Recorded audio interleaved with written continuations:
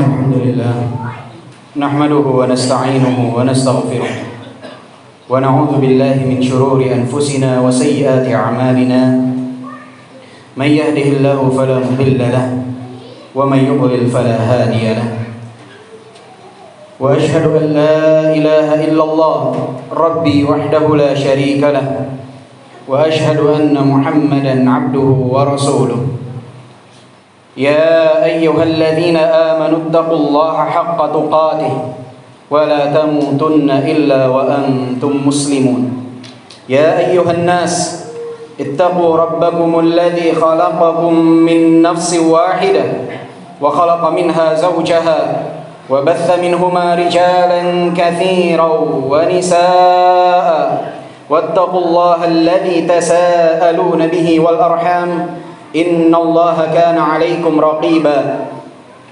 يا أيها الذين آمنوا اتقوا الله وقولوا قولا سديدا يصلح لكم أعمالكم ويغفر لكم ذنوبكم ومن يطع الله ورسوله فقد فاز فوزا عظيما اعلموا فإن أصدق الحديث كتاب الله وخير الهدي هدي محمد صلى الله عليه وسلم وشر الأمور محدثاتها وكل محدثة بدعة وكل بدعة ضلالة وكل ضلالة في النار أما بعد.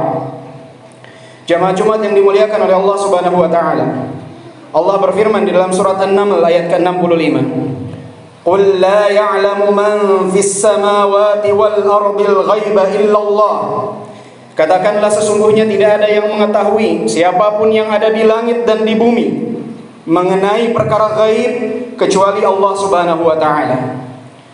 Dan Allah Subhanahu wa taala pun berfirman, "Wa indahu mafatihul ghaib la ya'lamuha illa hu." Dan di sisi Allah lah kunci-kunci tentang perkara gaib. Tidak ada yang mengetahuinya kecuali Allah Subhanahu wa taala. Alimul ghaib fala yuzhiru ala ghaibihi ahada. Allah lah zat yang maha mengetahui perkara gaib, dan Allah tidak menampakkan kepada seorang pun dari makhluknya illa man irtada mir rasul, kecuali yang Allah Subhanahu wa taala ridai dari golongan para rasul. Nabi-nabi Allah dan rasul-rasul Allah, di antara mereka ada yang Allah Subhanahu wa taala beritahukan sedikit dari perkara gaib yang ada. Termasuk juga wali-wali Allah yang Allah karuniakan kepada mereka karamah. Allah tampakkan bagi mereka sebagian kecil dari perkara gaib tersebut. Namun yang perlu diingat, perkara gaib yang nampak pada mereka tidak nampak kapan mereka inginkan dan kapan mereka butuhkan dan kapan mereka mau. Tidak nampak di setiap tempat dan waktu. Namun kapan Allah Subhanahu wa taala berikan. Oleh sebab itu, Allah Subhanahu wa taala dalam Al-Qur'an surat Al-A'raf ayat ke-188 menjelaskan tentang Nabi kita Muhammad sallallahu alaihi wasallam. Walau kuntu a'lamul ghaib lastakthartu minal khair wa ma massani as-su. Andai saja aku tahu perkara gaib, maka aku akan banyak melakukan kebajikan dan tidak akan pernah tertimpa kemudaratan. Ini adalah berkenaan dengan Rasulullah sallallahu alaihi wasallam. Manusia terbaik, nabi terbaik, rasul terbaik, tidak mengetahui perkara gaib di setiap waktu. Namun kapan Allah Subhanahu wa taala beritahukan. Oleh sebab itu, ketika malaikat Jibril berubah bentuk menjadi satu sosok manusia, datang menghampiri Rasulullah di dalam hadis yang sangat panjang yang dikenal dengan hadis Jibril, bertanya kepada Rasulullah sallallahu alaihi wasallam, "Ya Muhammad, akhbirni 'anis sa'ah." Wahai Muhammad, kabarkanlah kepadaku kapan terjadinya hari kiamat. Maka Rasulullah sallallahu alaihi wasallam menjawab, "Mal mas'ulu 'anha bi'a'lama minas sa'il." Tidaklah orang yang ditanya lebih mengetahui daripada orang yang bertanya. Nabi Muhammad dan malaikat Jibril tidak mengetahui kapan terjadinya hari kiamat. Dan dalam satu peristiwa yang dikenal dengan hadithatul ifk, dalam peristiwa tersebut kaum munafikin menyebarkan isu bahwa Aisyah istri Rasulullah sallallahu alaihi wasallam radhiyallahu anha dituduh melakukan perbuatan keji dengan seorang sahabat, Safwan ibn Mu'attal As-Sulami Adz-Dzakwani. Rasulullah sallallahu alaihi wasallam 1 bulan penuh, 1 bulan penuh menunggu firman Allah Subhanahu wa taala, menunggu wahyu Allah Subhanahu wa taala. 1 bulan penuh Rasulullah sallallahu alaihi wasallam belum dapat menentukan apakah kabar berita tersebut benar atau tidak. Walaupun kata hati Rasulullah mengatakan kabar berita tersebut dusta. Andai saja Rasulullah sallallahu alaihi wasallam mengetahui perkara gaib kapanpun, maka saat itu Rasulullah tinggal mengecek apakah betul kemarin Aisyah melakukan perbuatan tersebut dengan Safwan ibn Mu'attal. Namun yang jadi kenyataan dan tertuang di dalam hadis Rasulullah sallallahu alaihi wasallam, 1 bulan penuh menunggu firman Allah Subhanahu wa taala.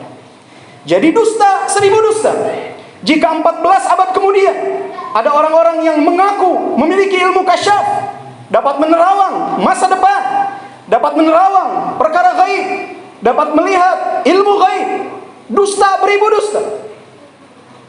14 abad yang lalu saja hal tersebut tidak dimiliki oleh para sahabat yang mulia. Bagaimana bisa 14 abad kemudian seseorang mengakui dapat mengetahui perkara-perkara tersebut? Jangan pernah kita tertipu oleh mereka. Apapun nama yang disematkan kepada mereka, dukun, peramal, orang pintar, guru spiritual, apapun namanya, jangan pernah tertipu oleh nama.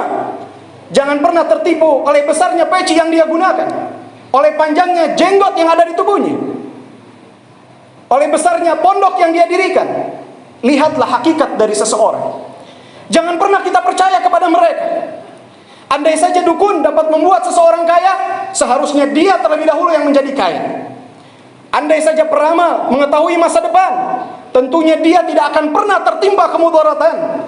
Andai saja guru spiritual, orang pintar, memiliki ilmu kebal, maka banyak orang-orang yang jauh lebih mulia dari mereka tidak memiliki ilmu tersebut. Jika memang ilmu tersebut dibolehkan di dalam syariat, maka tidak akan dari 700 pasukan kaum muslimin yang berperang dalam peperangan Uhud, tidak akan 70 dari mereka wafat dan 630 termasuk Rasulullah terluka dalam peperangan Uhud. Dusta. Jangan pernah kita muliakan mereka, karena mereka adalah musuh-musuh Allah di atas muka bumi ini. Dukun, peramal, apapun namanya, mereka adalah musuh-musuh Allah di atas muka bumi ini. Mereka adalah pendusta, atau mereka adalah orang-orang sakit yang memiliki gangguan jiwa. Mereka yang harusnya berobat, mereka yang harusnya diobati, bukan mereka membuka tempat praktek untuk mengobati kaum muslimin. Qultu ma sami'tum alhamdulillahirabbil alamin.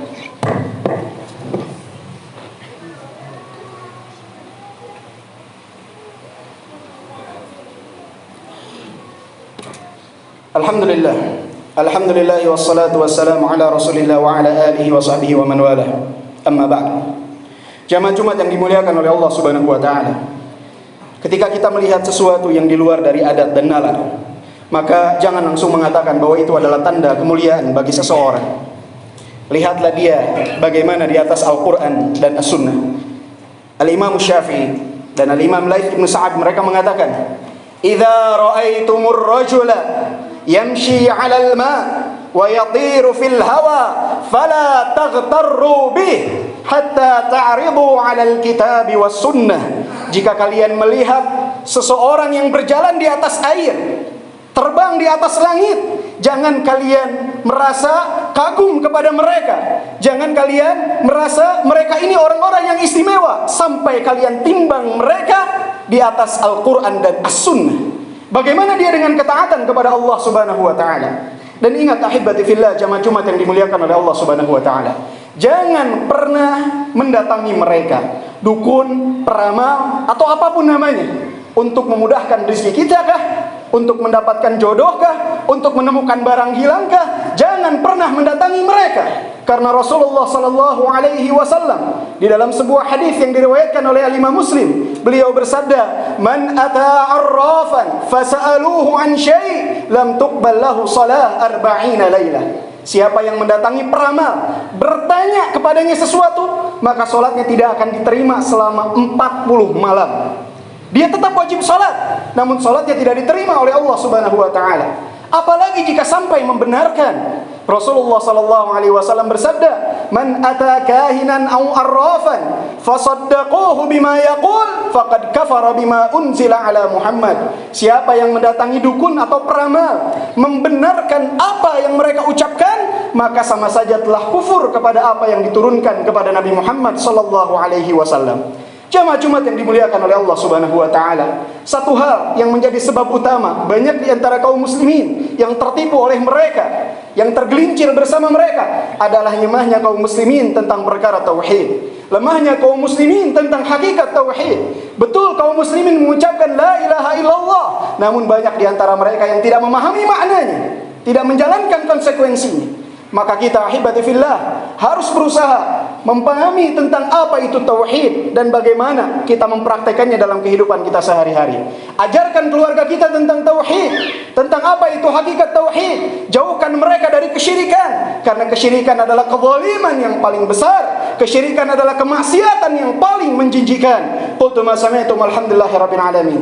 Innallaha wa malaikatahu yusalluna 'alan nabi. Ya ayyuhalladzina amanu sallu 'alaihi wa sallimu taslima. Allahumma salli 'ala Muhammad wa 'ala ali Muhammad kama sallaita 'ala Ibrahim wa 'ala ali Ibrahim innaka Hamidum Majid. Allahumma barik 'ala Muhammad wa 'ala ali Muhammad kama barakta 'ala Ibrahim wa 'ala ali Ibrahim innaka Hamidum Majid. Allahumma arda' an khulafa'ir rasyidin Abi Bakr as-Siddiq wa Umar al-Faruq wa Uthman dzin nurain wa Abil Hasanain Ali warḍa Allahumma an sahabati ajma'in wa 'anit tabi'in wa man tabi'ahum bi ihsanin ila yaumiddin wa 'anna ma'ahum bi afwika wa karamika ya akramal akramin. Allahumma irfa' 'anna hadzal waba wal bala wal ghala waz zalazil wal fitan. Allahumma ihfadh ikhwanana al-mustad'afin wal mujahidin fi kulli makan. Allahumma saddid ramyahum wa thabbit aqdamahum. Allahumma ansurhum 'ala aduwwika wa aduwwihim ya rabbal alamin. Walhamdulillahi rabbil alamin.